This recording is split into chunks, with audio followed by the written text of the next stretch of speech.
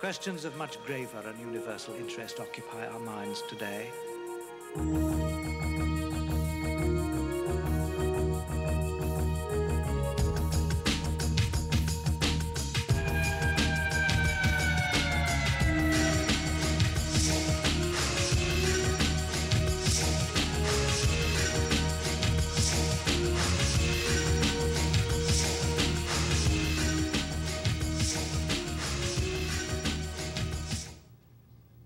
Hello, my name is Lieutenant Eric Shine. I'm a graduate of Kings Point, the United States Merchant Marine Academy in Long Island, New York, where I received a naval commission serving on special duty in the United States Merchant Marine. And I'm here to talk to you today about the United States Coast Guard, which is a grave and growing threat from within for many reasons. If you go ahead and look online and look into programs like Deepwater and Integrated Coast Guard Systems, which is tied to Lockheed, you can kind of get an understanding of some of the things that are going on where the government has married itself to these large federal contractors, but there's much more to the story going on with the Coast Guard than meets the eye. These new fusion centers that are being created at 18 regional areas throughout the United States marry together the Department of Homeland Security, United States Coast Guard, FBI, Treasury Department, IRS, and NASA, ICE, Immigration Customs Enforcement, and numerous other agencies into one quote-unquote fusion center where many of these federal agencies are now, they have their personnel actually working out in the same gymnasium or fitness center on the premises to where there's no separation of powers or separation of duties, where there's a high level of fraternization, something that is to be averted or avoided, even discouraged from occurring, to where you either have the officers hanging out with, for want of a more formal term, or fraternizing with the enlisted personnel. And there's many reasons for that. You're not supposed to have the command hanging out with individuals that they may have to send into or even send to their deaths in wartime. But it's much more complex than that. When you start to look at the changes with the Coast Guard, which was in the Department of the Commerce Department way back when, it has moved into, or was intentionally moved into, the Department of Transportation in the 1960s. In 1965, I think it was consummated in 67. Also, the Suits and Admiralty Act was passed in 1965, and the Coast Guard was moved into the Department of Transportation because it is a civil service agency. And in 2003, the Coast Guard was moved into Homeland Security, where it took on the role, self-declared, as a special branch of military. And the Coast Guard had been trained, their personnel had been trained on the Uniform Code of Military Justice, which is military law. It's Title 10. It was created at the very same time that the Administrative Procedure Act was passed in 1946, 1947. The Uniform Code of Military Justice is for uniformed personnel, both officers and enlisted personnel, in a specific branch of the military, like the U.S. Navy. The only reason that the Coast Guard is trained on the Uniform Code of Military Justice is in times of declared war by Congress. The Coast Guard moves under the Department of Navy in a time of declared war, and it doesn't become, it becomes a detachment or an attachment to underneath the Department of Navy, and then of course would have to operate under the Uniform Code of Military Justice, which is military law. That is the only reason that they are trained on the UCMJ. And instead, what has happened since 2003 and moving the Coast Guard into Homeland Security, they have now declared themselves to be a full-time, 24 hours a day, 7 days a week, 365 days a year, on into eternity, branch of military that comes under military law, Uniform Code of Military Justice, not within the Department of Defense that the Uniform Code of Military Justice was written for, but instead within the Department of Homeland Security. And when you pull back for a moment and you stop to think about and analyze that, the Department of Homeland Security has become our new or de facto Department of Defense, and our Department of Defense, which is intended for defense, has now become our Department of Offense, or our Department of War. And that was outlawed in the Geneva Conventions, any aggressive wars. In World War II, our Department of Defense was in fact called the Department of War, and after World War II, because of what happened, it changed the name to the Department of Defense. And shortly thereafter, the Uniform Code of Military Justice was also passed, along with the Administrative Procedure Act, which was intended for civilians operating in or around or within departments, either agencies or departments, as civil service employees who did not lose their rights as a citizen or civilian. And what the Coast Guard is doing, and for many reasons, personnel, budget as much as anything. When you take a civil service branch of government, like say the FBI, I'm trying to think of a better example, not the CIA, but it would be appropriate as well. But Treasury agents or anyone else, even the IRS, and you turn them into a branch of military, not only can you take many rights, due process rights, civil rights, rights that we all are guaranteed under the Constitution away from those individuals, but by doing so you can cut the budget of that agency or department substantially. But that does an enormous level or degree of harm to the Constitution. And what the Coast Guard is doing, and this is not just because it wants to cut the budget for personnel within the Coast Guard, a civil service agency, and turn it into a branch of military. Admiral Allen, who's married to Pamela Hess, of not only Hess Oil Dynasty, but she was also related to a German in the high command of Adolf Hitler, Rudolf Hess. Admiral Allen has done this. He just got an award from the National Defense Industries Association, which is all the federal contractors like Lockheed, General Dynamics, and others. And the reason he got this award from the NDIA, National Defense Industries Association, is because he literally took a civil service agency, like almost a police force, because that's what the Coast Guard was intended to be and had been for quite some time, and turned it into a branch of military literally overnight. And by doing that, it allowed these federal contractors to come out and have a new branch of military that they could not only target, and when I say target, I mean as far as contracting, things that they could sell to a new branch of military. And when you look at the unmanned combat aerial vehicles like the Predator B drones that were being sold to the Coast Guard, and the national security cutters that have been put out, named the Bertholf and the Vosch, two good German names, you start to get a real strong feeling of a very strong German, and I don't mean American German, I mean European German, Austrian, Bavarian presence in everything that is going on. And if you look at the Costco Busan incident that just happened up in San Francisco, where the vessel, a foreign flag Chinese vessel, ran into, and to some degree they're trying to blame the American flag Federal Maritime Officer, the pilot, for what happened, and place the blame upon him, rather than realizing that it's the ship captain who is always at fault. He never relinquishes control of the vessel.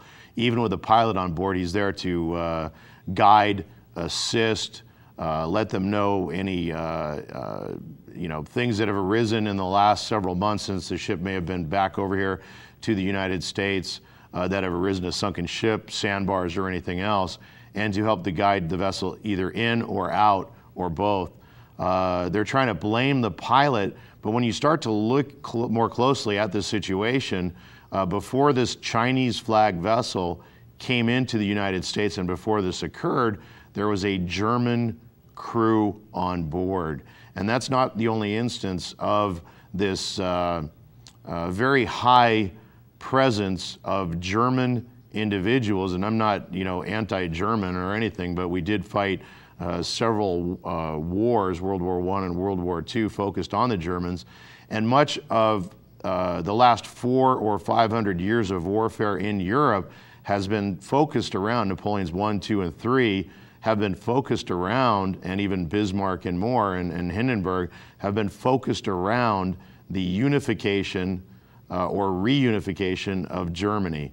And now with the fall of the wall and the reunification of East and West Germany, we start to see things going on here in the United States that we could never have imagined, especially since we supposedly at least won that battle or World War I and II, allegedly. But it appears to some extent, when you start to take a broader look at everything that's going on, there is a very strong German, Austrian, and Bavarian presence to everything that we are feeling.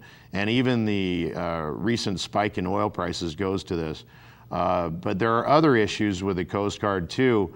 There's it's called the School of the Americas, many people may know it by.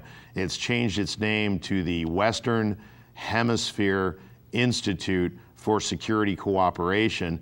And basically what it does is it trains assassins for South America, and has for some time under programs that were run by Negroponte as the U.S. ambassador, involving Iran-Contra and Reagan and more.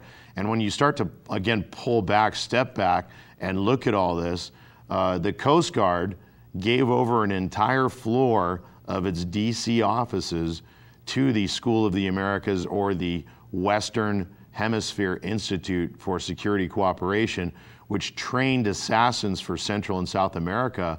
When you start to look at the allegiance there between the Coast Guard and this school, and also go back to even Prohibition here in the United States, and see where the Rum Runner Service or Revenue Cutter Marine, which were two different services, but they're very tied together under Treasury and also Commerce, they shot in the street many Americans involving Prohibition to try to prevent farmers from growing their own grain alcohol for using it for their tractors, which goes to many of the issues that we're dealing with right now.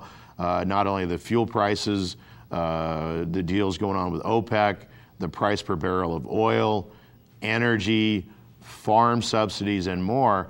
And even taking a much even broader look and going back to our own Civil War, you start to see that companies like J.P. Morgan, Morgan & Associates, were deeply involved not only in inciting our own Civil War, funding our own Civil War, profited from both sides of our Civil War, and J.P. Morgan, which is now Morgan and Chase, is the second largest bank here in the United States, and not just the banking interest, it's also an enormous landowner.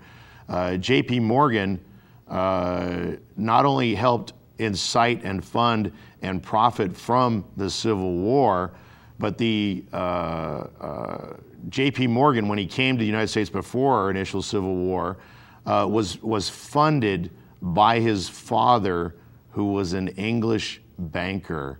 And you start to get a really good understanding for what's going on, and this goes back to our Revolutionary War and our Declaration of Independence, to where these Europeans, both German and English and Spanish and Italian, and all of them self-appointed royal families from Europe, have a stranglehold on our economy. And there's a very good quote from, and I'm paraphrasing, Baron von Rothschild, that goes to the issues of, I care not who writes the laws for a country, so long as I control the economy.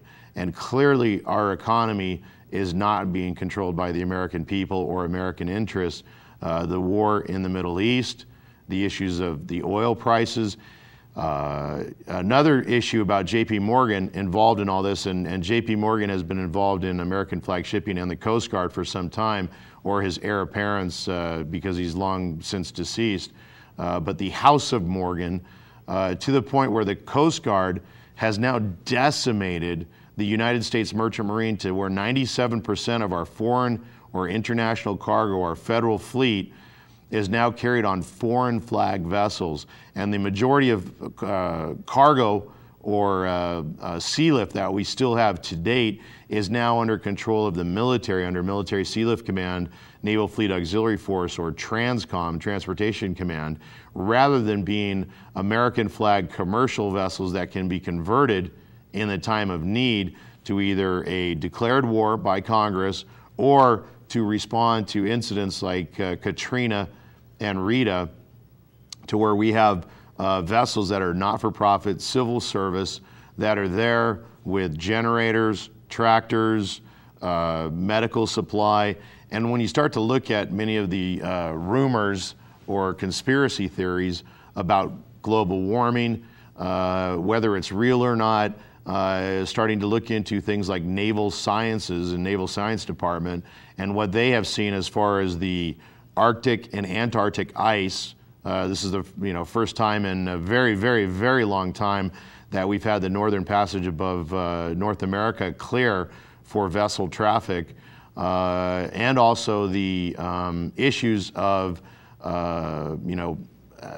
whether it's global warming, they want to place the blame on individual citizens or civilians and our consumption, when in effect, if you watch the movie that Mel Gibson put out recently called Apocalypto, there's a very good telling moment in that movie where the high priest looks back to the ruler and acknowledges they know that the eclipse is coming because these guys were astronomers. The people in the street did not know. They used this not only as a means to sacrifice a bunch of people to carry on a program of fear and terror upon a bunch of people, but then to somehow, because they knew about this eclipse of the moon, or I should say the planet, with the moon coming in between the sun and the earth, solar eclipse, that they knew about this in advance and used it towards their own political ends. And that is much of what is going on today, where these individuals and their administrative pirates who are using these very same programs to take down the United States, do it from within, use agencies like the Coast Guard that is now operating under military law, carrying on military tribunals here in the United States of American civilians, and that means that we are under a military dictatorship, which is not good. Many people have said that President Bush is not or will most likely not leave office. Other people say, no, that's not true. Many people believe that about President Clinton. Many things were not in place when President Clinton was in power. But if you go further back and you start to look at some of the other issues at hand, Ronald Reagan was knighted by the Queen of England. George Herbert Walker Bush was knighted by the Queen of England. Alan Greenspan, knighted by the Queen of England. Henry Kissinger, knighted by the Queen of England. Colin Powell, knighted by the Queen of England. Schwarzkopf, knighted by the Queen of England. Rudy Giuliani, knighted by the Queen of England. And you start to look at all this, being knighted is not a peace prize.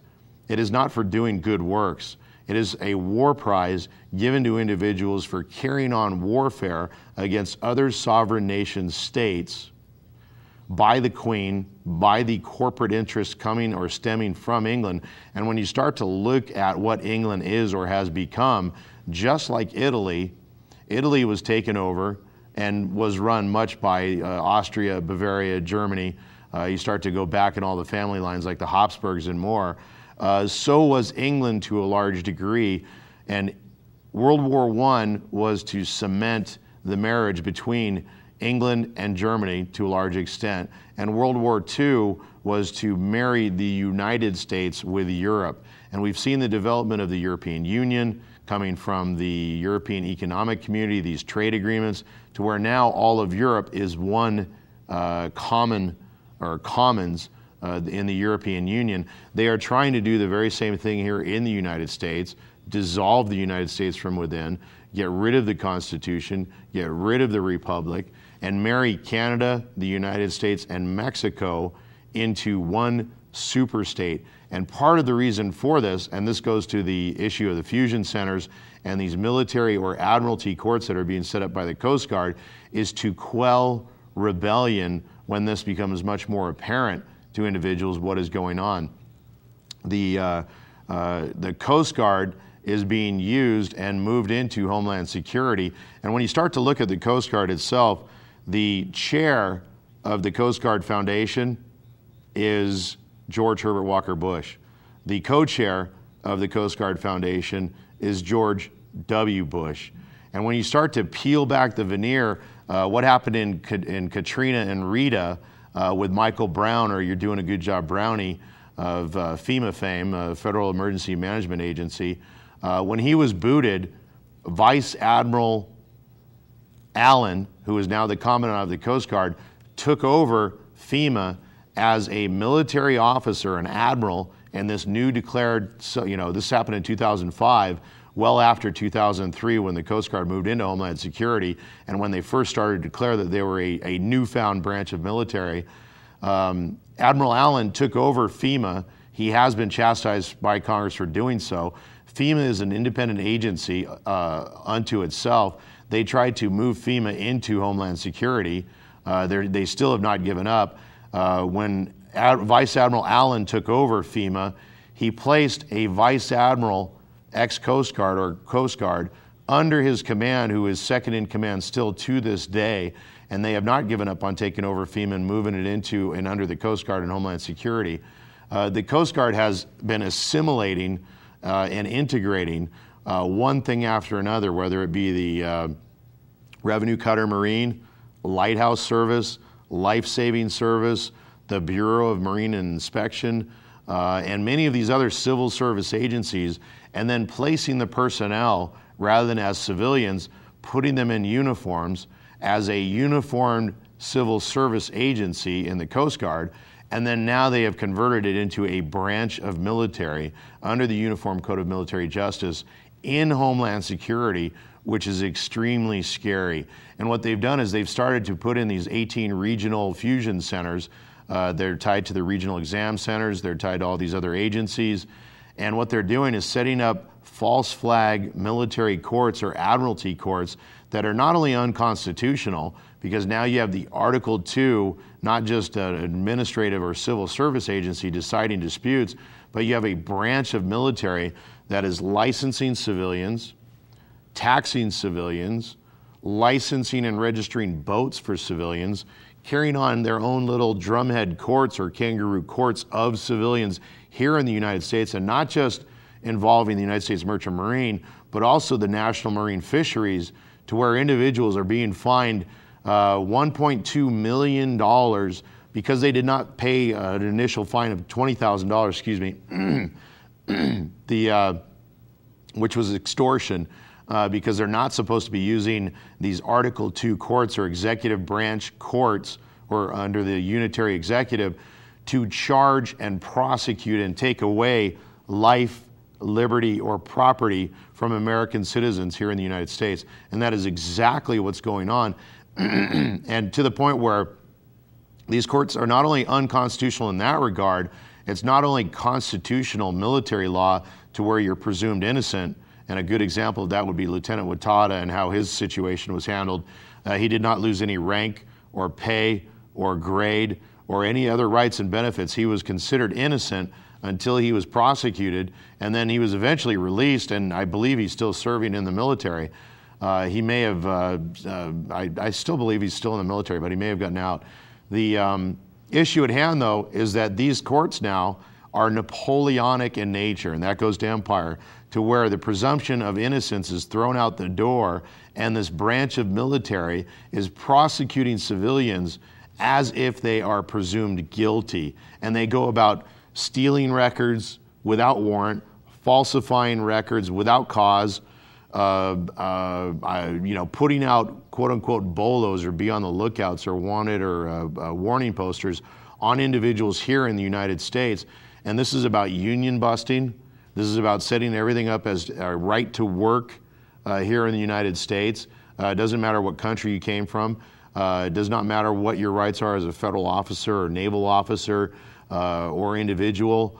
These pushes by these corporatist or federal contractors, Lockheed Martin, General Dynamics, Boeing, and many others. And some of these companies try to be compliant, but it's gone so far over the edge that they've pushed this issue of right to work and the issue of the 8 or 9 U.S. attorneys that was fired or that were fired. This goes to the issue of right to work, and also not Carol C. Lamb, she's one of the 8 or 9 U.S. attorneys fired, but Valerie Plame and Brian Wilson, Ambassador Wilson, goes to this issue of right to work, to where the president, as the chief executive officer and the unitary executive, can hire and fire at will, and the Constitution that these constitutional officers are there to protect no longer protects them, and that they can be fired at will without any protections, without any due process. And that is the underlying theme in all of this, so that there are no more contracts, there are no more due process rights, there is no more Constitution, there is no more constitutional republic. And they've brought in, to a large degree, the Hessians, the mercenaries, and Bush is one of them, President Bush and the Bush administration, many within, Mueller, Chertoff. You can look at even individuals like Michael Chertoff, who has dual citizenship with Israel, and nothing against Israel to an extent, but it's, I mean, you can look to what happened with the USS Liberty, and where they basically shot one of our ships out of the water, and nothing happened from it. But if he had citizenship with Switzerland or Canada, or better yet, Mexico, would people not have a problem with that? That you have a head of state in charge of the Department of Homeland Security with dual citizenship with another country. And he's not the only one. The other individual that comes to mind is Arnold Schwarzenegger, who was an Austrian citizen, think Austria, Bavaria, Germany, and even Poland to an extent. When you look at that entire region and Switzerland, there's a very strong presence within Switzerland of the Germanic tribes. And again, nothing against Germans or Austrians or Bavarians. As long as you come here to the United States, respect the Republic, respect the rule of law, respect the Constitution, and want to maintain a limited republic and not wipe the United States off the map, because that's what's going on. And you have to look at why they're doing this. It's not just about, I'm trying to think of the term, manifest destiny, to where Canada, the United States, and Mexico become one country. It's about stealing en masse. That's the show for today. Thank you.